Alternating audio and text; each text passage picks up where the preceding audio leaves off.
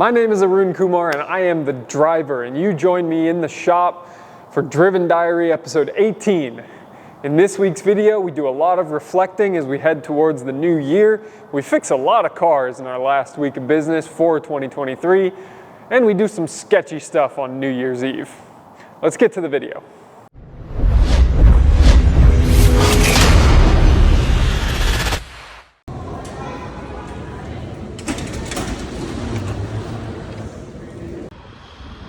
Well, it's Sunday evening, Christmas Eve, and we wrapped up last week talking about how I was headed to Seattle to drive my S55 AMG back down here to the Bay Area. Well, I'm still at the Oakland airport, and I've never done this before, but I basically just rage quit my flight, I guess you could say.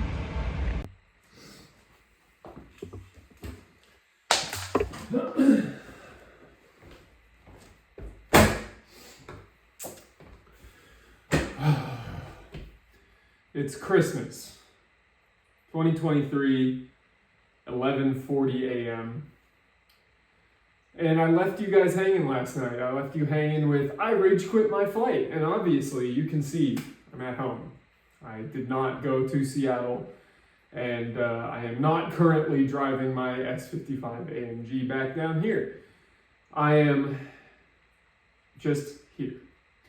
My flight was 3 hours delayed last night, which would mean that I would have gotten about 3 hours of sleep before needing to leave for the drive back down here, and that's not safe by my standards. I am not one of those people that I know of at the moment in this period of my life with the experiences that I've had so far. I am not one of those people that can push through with no sleep and survive. I will do it with international travel. That is about the only exception that I can think of where I will sleep for less than 5 hours a night, multiple days in a row, and survive. But you ask me to drive for 12 to 13 hours in not the best driving conditions on a road I'm familiar with, sure, but in a car that I'm not very familiar with that will hopefully be reliable enough to get here, in a very tight schedule, that just didn't seem like the right decision to make. And sometimes it's easy to make tough decisions like that, and that's a weird thing to say. It was easy for me to decide to call Evelyn or text Evelyn and say, hey, can you come get me from the airport? Why was it easy to do that? You know, sometimes I do actually listen to the higher power that I believe in. I call that God. You don't have to for yourself, but I have learned that there are times where an idea is planted in my head that just has so much certainty behind it and feels in my gut so right that I just do it. And it just makes sense and feels better as a result. And that is not to say that you can make excuses to avoid doing hard things by saying, God told me to do this, because I think there's a lot of that kind of bullshit out there in the world. But what I am saying is that you will know what is the right thing to do because you will keep believing it. There will be no second guessing. And that's how I feel about this, and that is how I felt about this yesterday. Because when I got up from the gate, when we were waiting for a pilot and then we were an hour late and we had no idea when the pilot was going to show up, I got up from the gate and I started walking back towards the exit of the airport, and I thought to myself, if I walked past the pilot right now, would I turn around? No, I would not turn around. And so far today, I have gotten a significant amount of rest. I have read, and I'm on track to read, over 100 pages of a book by Dean Graziosi about real estate investing, which is something I will be getting into in 2024. And I have had a great and very enriching conversation with Evelyn about our plans for next year, what we hope to accomplish, what our expectations are for each other as a couple, how much time do we plan to spend together, etc.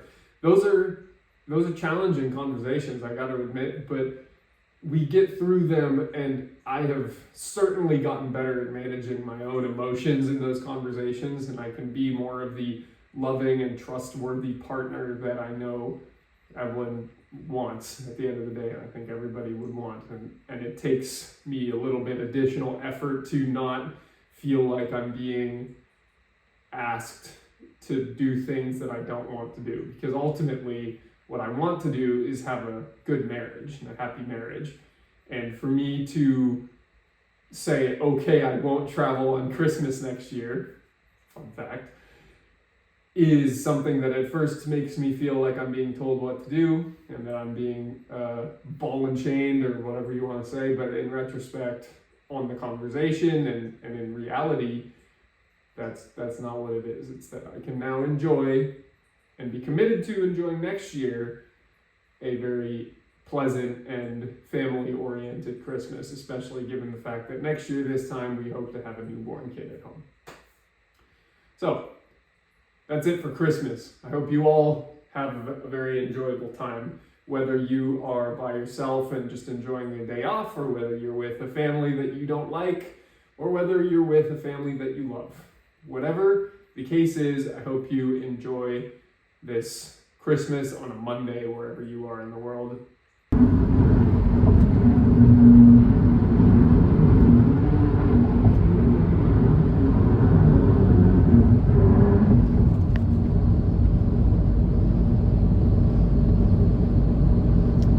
It's a beautiful evening in the Bay Area, and as you can see, I am not in the S55, which was as expected, and I am actually in my Passat, and I'm going for a drive because part of today, as you heard last week, that I was looking forward to is simply being on the road again, and I felt a little robbed of that experience by Southwest Airlines, but you know, flights get delayed sometimes, I'm aware of that.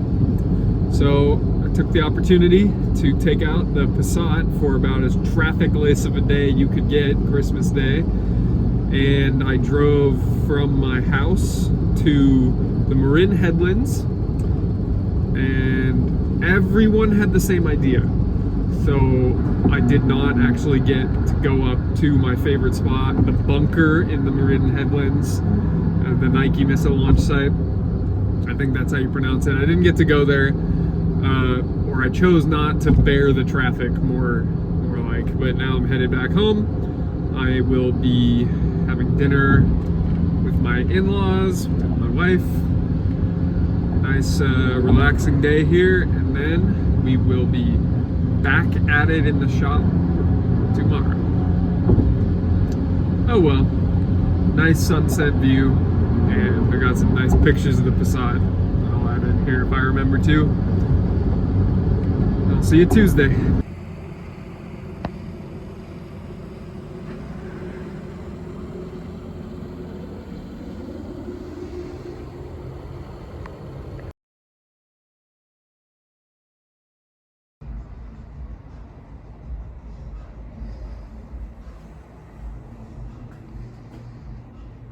It's a weird day. One car in the shop, $3,000 in sales, and really slow. So kind of annoyed by that. But people who are coming through are happy customers. They're good people. And then we got Mr. $150 gift certificate from who knows how long ago. This paper is yellow. Very, very yellow. Now, obviously you can see that's from Performance Auto Care / 510 Off-Road, which is the previous brand that this shop operated under. Now, do I make or honor that certificate? Well, I did. I honored it. Should I have? Probably not, to be honest, but it's slow. So I took in a car thinking that I might be able to do the inspection, notify the guy of additional work that his car needs, and then hopefully have him repair some of that work with us. Unfortunately, none of that panned out. He has a coolant leak, he has a massive oil leak, didn't want to do any of it, spent 30 bucks today. So you don't win them all, but we got more appointments coming in tomorrow, and we'll see where it goes from here. I got some other work to do. The M3 sold today, so I'm feeling a little down about that, but it's off to a good home. Hope the guy enjoys it. It's a great car. We'll be on to the next one. Finished my work for the day, my Schwartz Advisors work, my extra driven auto care work, and I'm trying to continue pushing ahead on a lot of paperwork related things in advance of the new service manager starting. And it does mean I have to really focus and pull myself away and out of day-to-day operations. For as much as I love being there for every customer interaction, I have somebody who can cover me if needed. And I'm not doing everything that I can be to be the leader that this organization needs to be in that leadership capacity. And sometimes I just want to talk to customers, which is funny because it's the opposite of what I would have said 4 months ago, but now I really like it. And I'm finding myself in that imposter syndrome place of saying, you know, I'm sitting in this big office, but I frequently feel like I'm making the wrong decisions in business. And that's part of what I want to freaking capture with these videos. So I created a OSHA remediation plan that I then delegated out to the team. I have a lot of plans to write. I have a hazard communications plan. I have an injury and illness prevention plan. I have an emergency contingency plan. I have a heat injury prevention plan. A lot of planning. But it's good. It's the kind of stuff that this business needs. We do it once. We update it as needed, but we do it once and it's a big lift, and then we have it and it's there and it's good. So that's where I gotta get. That's what I gotta be focusing on even now. And the one thing, the absolute major thing that I have to be focused on right now is making sure that I am ready for my service manager to start and that he goes through appropriate training when he starts so that he is not being left seat, right seat, trained on the job for something that is a very rich, deep position that requires a lot of precision and is hard. It is hard, but if you're good, you can be good. But if I don't give you the right expectations, then how do you even know what good looks like? So I got to work on all that.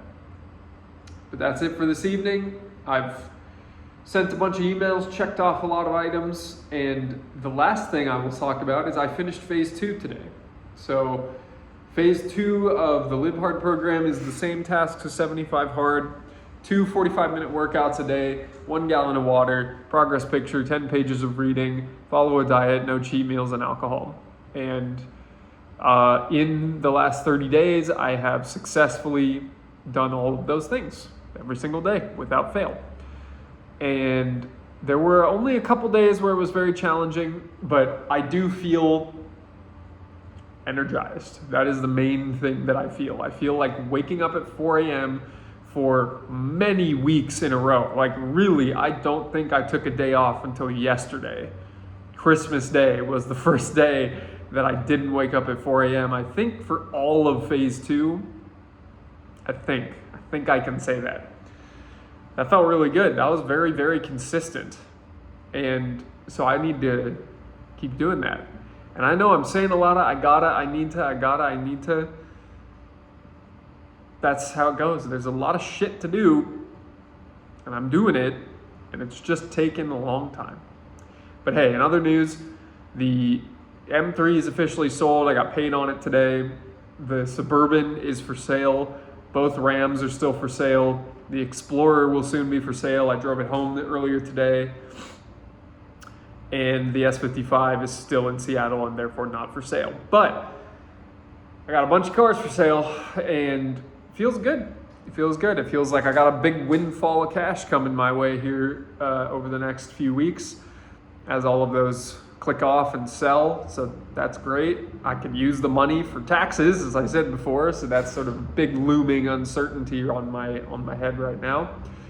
And as all of that gets resolved and I am able to look towards the future, I have many investment plans for the year. I want to start acquiring assets. I want to start acquiring assets in a vehicular fashion, meaning assets that truly will not really lose value. I don't care if they gain monetary value in the car itself, but I at least want to be able to use it for social media and for my own motivational purposes, which is really even better and more valuable than social media for me. I also want to buy some other sort of fine luxury assets, and I look forward to having that motivate me as well. And it's not as expensive as a car, but it's still something that will be a constant reminder of the fact that I need to continue to earn everything that I have. And then lastly, I want to start getting into real estate, and I have some simple plans ahead for that. I am not going to do any sort of fast cash, use other people's money type real estate. I want to just keep it simple, keep it traditional.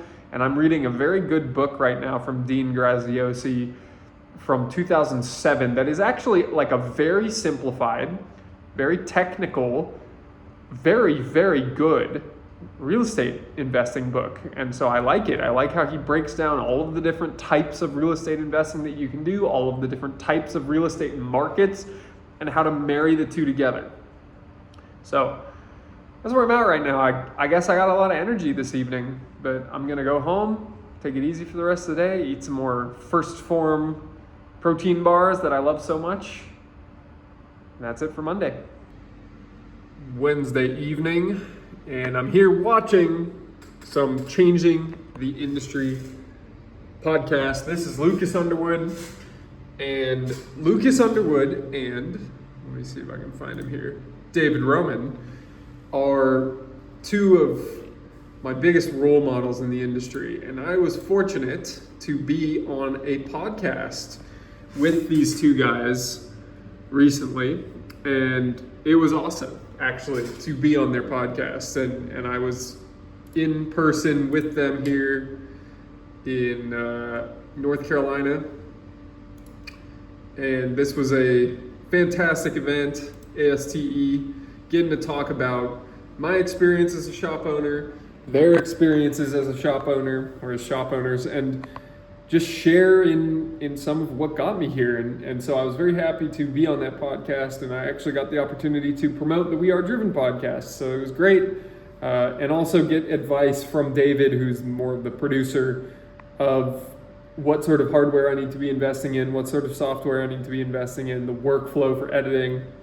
So very much appreciated the opportunity to be on their podcast, and I am watching a very, very good video by them right now covering a TikTok where this lady is ranting about untrustworthy mechanics, a word I really don't like, and how she's been getting screwed over for years because they're making money on the parts and charging her for the labor, and it's ridiculous, and how dare they, and this was all based on advice she got from a friend who then wouldn't fix her car for her. Interesting dilemma. Anyways, I am enjoying killing some time watching this evening. I'm about to head to an AA meeting. We had a really strong day at the shop today. A bunch of work came in. A bunch of appointments are being made for the next couple of days and into the new year next week. So it's wrapping up the year good. We may get close to 100 grand this week, which is awesome. I haven't seen that kind of a number since August. And this has been a short month, so it's all good. I had a nice team meeting this morning. We got to go over some process improvements. We got a lot of little tasks done for OSHA compliance, and we got a lot of cars fixed today. So very happy with everything that's going on today. And one of my customers brought tamales, so it's a good day. And that's it for Wednesday. You know, I let curiosity get the best of me this evening, and I went to go scan codes on a car that got pushed into the shop, and I barely pushed it into the shop. You know, I pushed it in just enough that the door would close, and it's in a weird spot, and the door of the car, the driver's door, opens up directly underneath a ramp that goes onto a 4-post lift, and I had raised the lift up with no car on it so that I could push this car in underneath it by myself at the end of the day. And then my receding hairline can show you that very large bump that I just got from slamming my head at very high speeds into that ramp right above the driver's door of the car. I was just curious. I just wanted to scan the code. Almost knocked myself out late at night in the shop by myself. Not ideal. Not late, 7, but you know, late for me. All right, that's it. I'm out of here.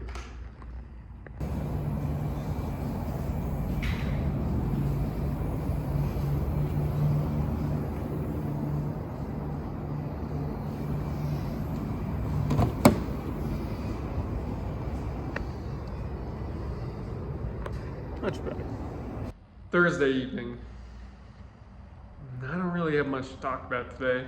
It was a busy day of calls in the morning and slinging automotive service in the afternoon. I am doing everything I can to be prepared for my new service managers to start in January. I'm looking forward to not running the front counter every day so that I can drive forward other initiatives. Unfortunately, when I put somebody else in that position, it does mean that I really take myself out of that position. And after that, the only real way that I get back into it, assuming this guy does well and is successful in the role, is by buying another shop. It's a good way to think about it. So that's really all I got for this evening. I'm here late, I'm working a lot, getting shit done. See you Friday. I actually love showing up to work Friday morning and seeing 2 of my guys are already here, and we're 20 minutes before we open. Even Corporal is impressed. Look at that. Look at that impressed face. So, good Friday up ahead here. Plenty of work to do in the shop. We're gonna get it done.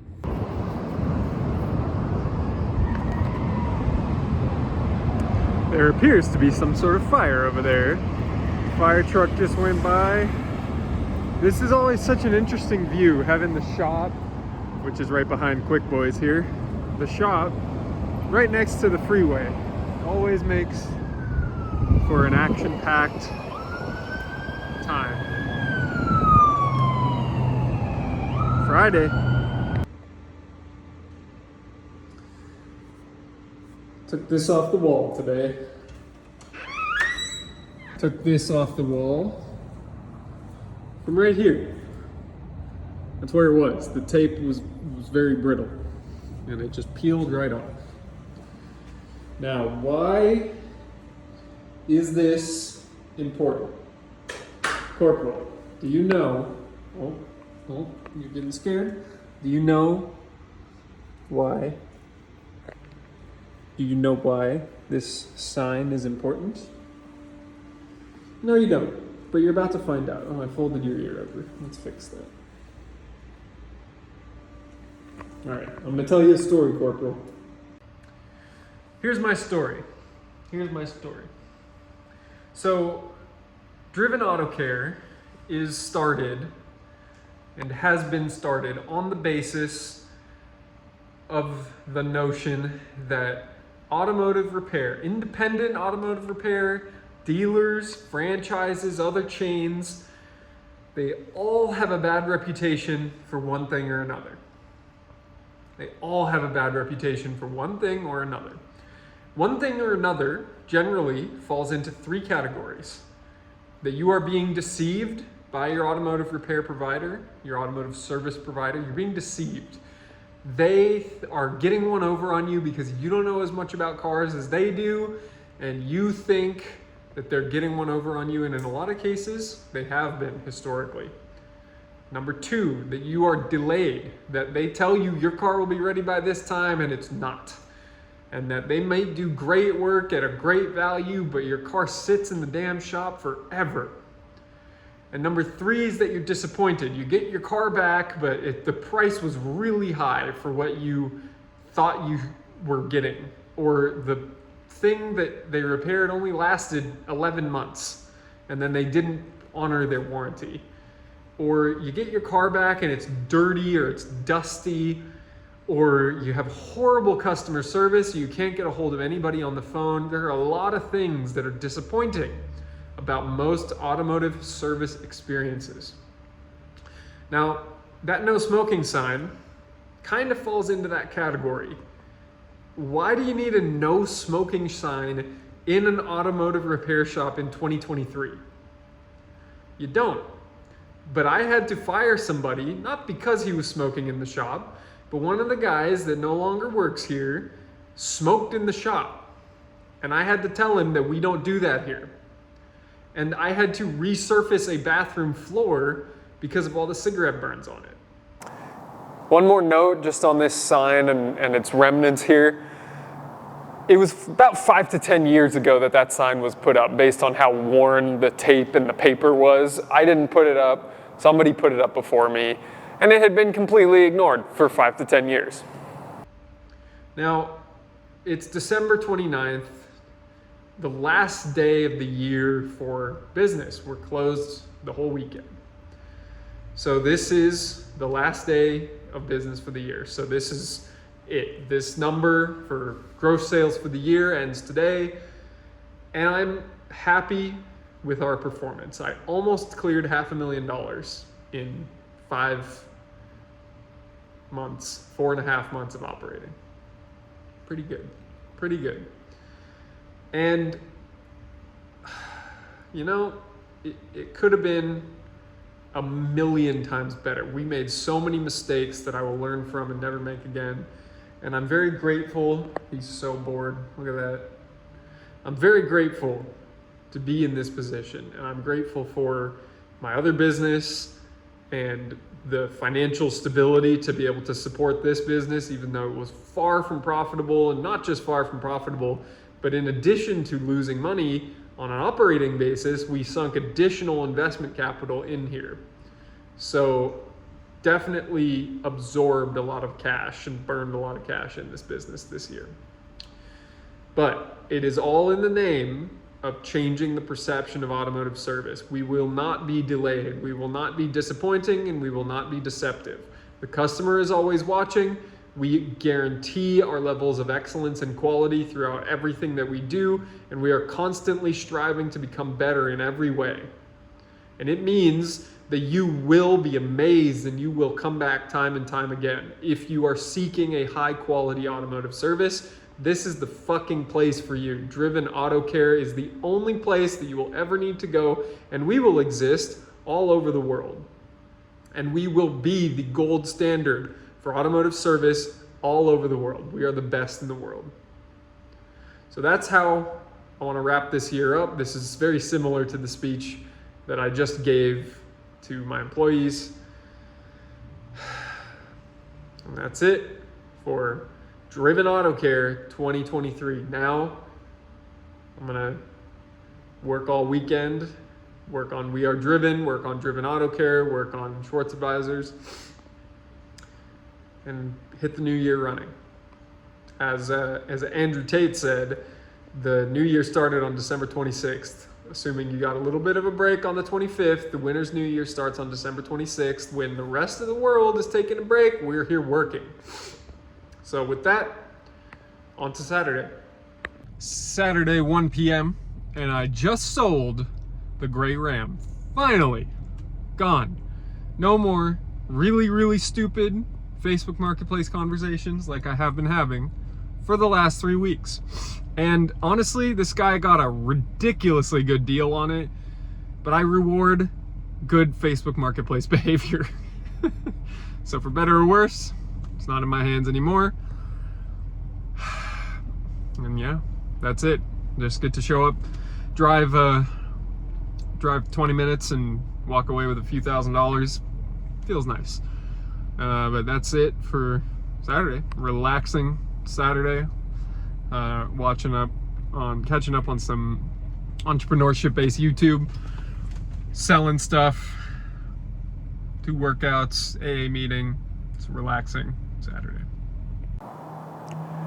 Now, from that last clip, you would think that I wouldn't be able to stand here and lean on the gray Ram that I just sold. But as you'll see in the next clip, it got returned the next day. Now you're also going to hear me talk about some weird speculations, and we're going to do some sketchy stuff, as I promised in the beginning of the video. Now, like I said, we're here capturing with the Driven Diary the real shit that happens. And this was a good example of a situation where I got my hands dirty. I did something that was not very professional, and I did it in the name of professionalizing the industry and improving the appearance of my shop by removing an abandoned car from in front of it. Did I handle it perfectly? No, but had I gone through legal channels, this would have taken 6 months. So I got it done. And that's sometimes what you got to do in business to avoid just taking forever to do something that you can handle yourself very quickly. So, judge how you will for this next clip. Enjoy the Ram and all of its shenanigans, and I'll see you in the end. New Year's Eve, and here I sit at the shop on my truck, and I'm waiting to accept the return of the Ram. It turns out that that thing hasn't been registered since 2017, and that the tags on it are fake, and that as a result of the tags on it being fake, it had $2,400 worth of fees on it. So I guess I'm in possession of a truck that is really totaled by its own fees. I don't even know how this made it back into private party hands. It says the last registered owner is CarMax. CarMax probably wholesaled it to a dealer who never registered it. Man, I mean, it's for parts. It's for parts or export now, or export to another state. I'm gonna have fun with it though. So here we have a hitch that'll fit it. And out there you see an abandoned Nissan Quest. That thing's been there apparently for about 4 years. We're gonna fucking move it today. And yes, I'm well aware I could move it with that hitch.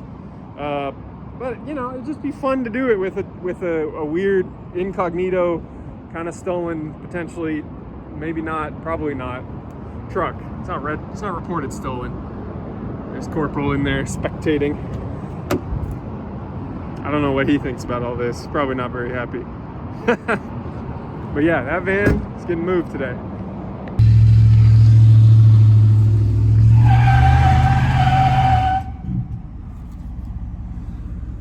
Well, kind of stuck, I guess.